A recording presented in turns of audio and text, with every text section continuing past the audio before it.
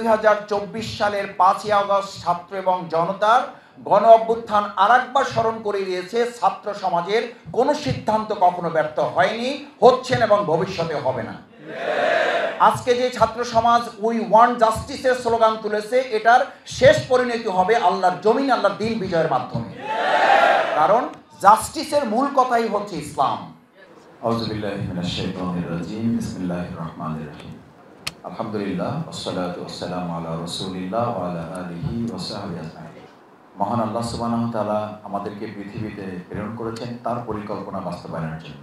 আল্লাহ তাআলা সেই প্রসঙ্গে উল্লেখ করেন, আফাহাসিবতুম আন্নামা খালাকনাকুম আবাসা ওয়া আন্নাকুম ইলাইনা লা তুরজাউন।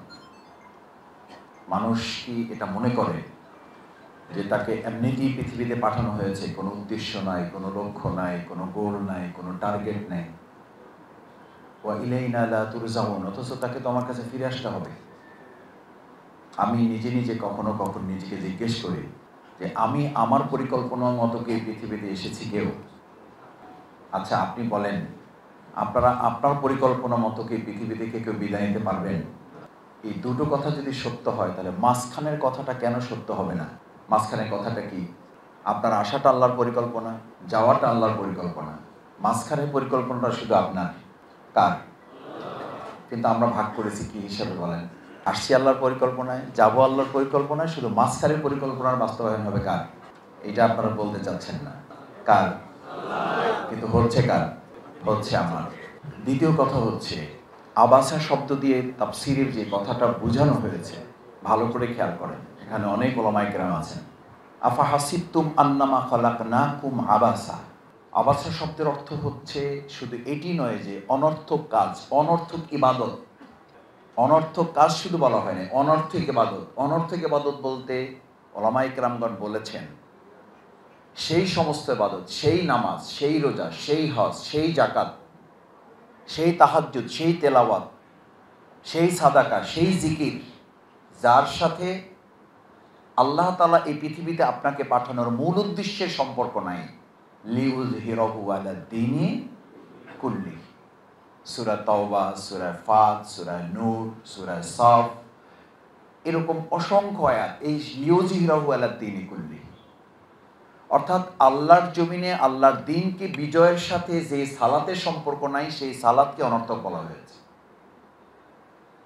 আল্লাহর দ্বীন বিজয়ের সাথে যে তাহাজ্জুদের সম্পর্ক নাই, সেই তাহাজ্জুদকে অনর্থক বলা হয়েছে। কারণ এই তাহাজ্জুদের সম্পর্ক এভাবে নির্ধারণ করা হয়েছে, রুহবানাল লাইল ফুরসানান নাহার। তার দরবেশগিরি হবে সৈনিকগিরির জন্য। তার দরবেশগিরি শুধু দরবেশগিরির জন্য না, তার তাকওয়াগিরি শুধু তাকওয়াগিরির জন্য না। ওই তাকওয়াগিরি যদি তাকওয়ার প্র্যাকটিক্যাল প্ল্যাটফর্মটাই না পায়, তাহলে সেটা বুঝতেই পারবে না যে তার তাকওয়াটা স্ট্যান্ডার্ড আসলে জায়গা মতো পৌঁছেছে কিনা। এটা বোঝার উপায় হচ্ছে দ্বীন কায়েমের এই ক্ষেত্র। সম্মানিত ভাইয়েরা, সেই জন্য আজকে এখানে আমরা যারা আছি, আমি আপনাদেরকে বিশেষভাবে একটা অনুরোধ করতে চাই।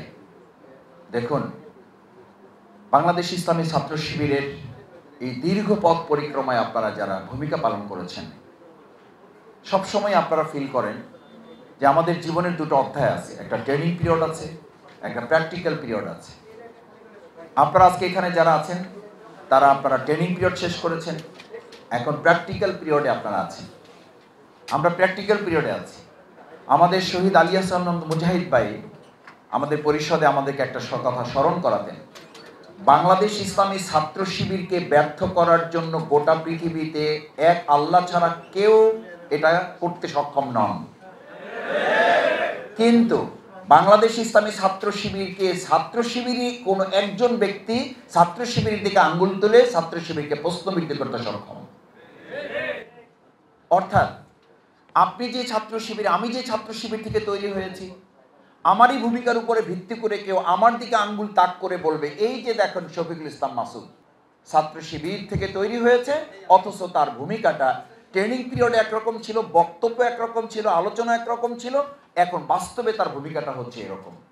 সেই জন্য আজকে আমি যদি আপনাদের কাছে জিজ্ঞেস করি, আমরা গোটা পৃথিবীকে চ্যালেঞ্জ করার আগে আমরা কি আজকে এই সিদ্ধান্ত নিতে পারবো যে আমার কোনো ভূমিকা, আমার প্রিয় সংগঠন যার জন্য আমি জীবন বাজিয়ে রাখতে সিদ্ধান্ত নিয়েছিলাম, সেই প্রিয় সংগঠন বাংলাদেশ ইসলামী ছাত্র শিবিরের দিকে কেউ আঙুল তুলে প্রশ্ন সৃষ্টি করুক, সেই জায়গা আমরা আর কাউকে সুযোগ তৈরি করতে দেব না।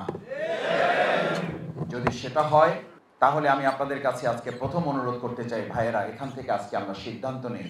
বাংলাদেশ ইসলামী ছাত্র শিবিরকে নিয়ে আমাদের স্বপ্ন ছিল, আমরা স্বপ্ন দেখতাম, এখন দেখাতাম, এখনো দেখাচ্ছি, আপনারা দেখাচ্ছেন, আমাদের ছাত্র শিবির আমাদেরকে এখনো দেখাচ্ছে। বিশেষ করে 2024 সালের 5ই আগস্ট ছাত্র এবং জনতার গণ অভ্যুত্থান আরেকবার স্মরণ করে দিয়েছে, ছাত্র সমাজের কোনো সিদ্ধান্ত কখনো ব্যর্থ হয়নি, হচ্ছেন এবং ভবিষ্যতে হবে না। আজকে যে ছাত্র সমাজ উই ওয়ান্ট জাস্টিসের স্লোগান তুলেছে, এটার শেষ পরিণতি হবে আল্লাহর জমিন, আল্লাহর দিন বিজয়ের মাধ্যমে। কারণ জাস্টিসের মূল কথাই হচ্ছে ইসলাম। আমি আমাদের অনেক ছাত্র বন্ধুদের সাথে কথা আমি জিজ্ঞেস করেছি, ভাই তোমরা যে জাস্টিসের কথা বলেছো এটার মূল কথা কি? বলছে, মাসুদ ভাই আপনারা ইসলাম বলেন, আমরা জাস্টিস বলি, এর মধ্যে কোনো পার্থক্য নাই, কথা একই। আলহামদুলিল্লাহ, এই অনুভূতি যে ছাত্রদের মধ্যে জাগ্রত হয়েছে, এর পিছনে ছাত্র শিবিরের ভূমিকা আছে। ভবিষ্যতে ছাত্রদের হাত ধরেই এই ভূমিকার চূড়ান্ত রূপ বাংলাদেশে পরিক্রম হবে ইনশাআল্লাহ। সেটার জন্য দিন কায়েমের এই প্রয়োজনীয়তাটাকে আমাদের মধ্যে লালন করা শুধু নয়, এটাকে এখন বাস্তব প্রায়োগিক জীবনে নিয়ে আসতে হবে। আমি আপনাদের কাছে দ্বিতীয় যে অনুরোধটুকু করে শেষ করতে চাই, ভাইয়েরা, আমাদের এই প্রিয় মাতৃভূমি বাংলাদেশ এখন আপনারা আধুনিক তথ্য প্রযুক্তির সবচেয়ে শীর্ষে অবস্থান করছেন বলে আমরা মনে করি। আমি অনেক সময় বলি যে আমরা এখন আধুনিক তথ্য প্রযুক্তির কোন যুগে আছি? যেই যুগকে বলা হয় যে এআই প্রযুক্তিতে আছি। এআই প্রযুক্তি মানে কি? আমরা বলি যে আর্টিফিশিয়াল ইন্টেলিজেন্স। তো আর্টিফিশিয়াল ইন্টেলিজেন্স মানে কি? মানে হচ্ছে আপনি যা চাইবেন আপনি তাই করতে পারবেন, আপনার মতো লোকেরও এখন প্রয়োজন নেই। শফিকুল ইসলাম মাসুদকে এখন শত শত শফিকুল ইসলাম মাসুদ তৈরি করে ভিডিওতে দিয়ে দেওয়া যাবে, আপনি বুঝতেই পারবেন না যে আসলে কোনটা শফিকুল ইসলাম মাসুদ। খুঁজে বের করার জন্য আপনাকে আলাদা গবেষক হইতে হবে। এরকম একটা প্রযুক্তি যখন আমাদের আসছে, তার আগে আপনারা আমাদেরকে শেখাতেন বা আমরা চ্যালেঞ্জ করে বলতাম, প্রযুক্তি হচ্ছে এমন যে একটা ব্রেইন যা করতে পারে তা 25টা কম্পিউটারের ব্রেনের কাজ একটা ব্রেন করতে পারে, একটা মানে 25টা কম্পিউটার এরকম আছে।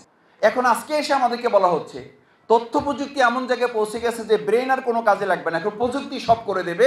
30 কোটি মানুষ আগামী 6 মাসের মধ্যে এই আমাদের উপমহাদেশে বেকার হয়ে যাচ্ছে। এটা একটা মেইন স্ট্রিম পত্রিকার খবর। আচ্ছা, আমি আপনার কাছে জিজ্ঞেস করি, যেই ক্ষমতা দিয়ে আগে আমাদের প্রযুক্তি দিয়ে আমাদেরকে ধমকাতেন মানে প্রযুক্তি ধমকাতো যে এই ব্রেন আর কোনো কাজে লাগবে না, এখন সেই প্রযুক্তি বলছে এই মানুষ আর কোনো কাজে লাগবে না, এই মানুষ বেকার হয়ে যাবে। আমি তখন বলেছি বা এখন বলছি এবং আমাদেরকে বলতে হবে, এই প্রযুক্তির কাছে গুগলে সার্চ দিলে পৃথিবীর সব পাওয়া যায়।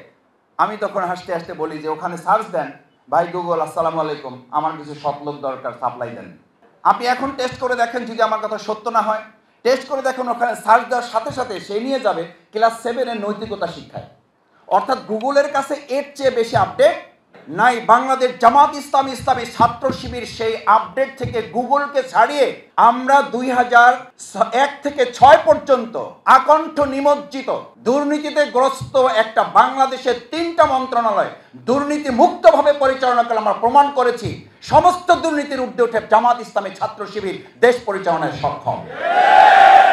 সুতরাং আজ গোটা পৃথিবীর সবচেয়ে বড় সংকট মেধার নয়, সবচেয়ে বড় সংকট দক্ষতা যোগ্যতার নয়। এই দক্ষতা যোগ্যতা সংকট পূরণের জন্য প্রযুক্তি হয়তো আমাদের পাশে দাঁড়িয়েছে, তার সাথে এখন সবচেয়ে বড় সংকট সততা, দক্ষতা এবং দেশপ্রেমের। সেই সংকট পূরণে বাংলাদেশ ইসলামী ছাত্র শিবিরের এই তৈরি করা ভাইয়েরা যদি সিদ্ধান্ত নিয়ে এগিয়ে যেতে পারেন, তাহলে অসংখ্য ত্যাগ এবং কোরবানির বিনিময় আমাদের 2024 সালের 5ই আগস্ট যে নতুন স্বাধীনতা আমরা অর্জন করেছি, অর্থবহ করে আমরা আমাদের 20 কোটি মানুষের কাছে তা পৌঁছে দিতে সক্ষম হব ইনশাআল্লাহ। সেই প্রত্যয় যদি এখান থেকে আজকে আমরা নিতে পারি, তাহলেই আজকের আমাদের এই প্রীতি সমাবেশ সফল এবং সার্থক হবে। আসুন 2024 সালের 5ই আগস্টের নতুন করে অর্জিত স্বাধীনতাকে অর্থবহ করার জন্য আজকের এখানে ভাইয়েরা সিদ্ধান্ত নেবেন, সেই প্রত্যাশা ব্যক্ত করে আমি আমার কথা শেষ করছি।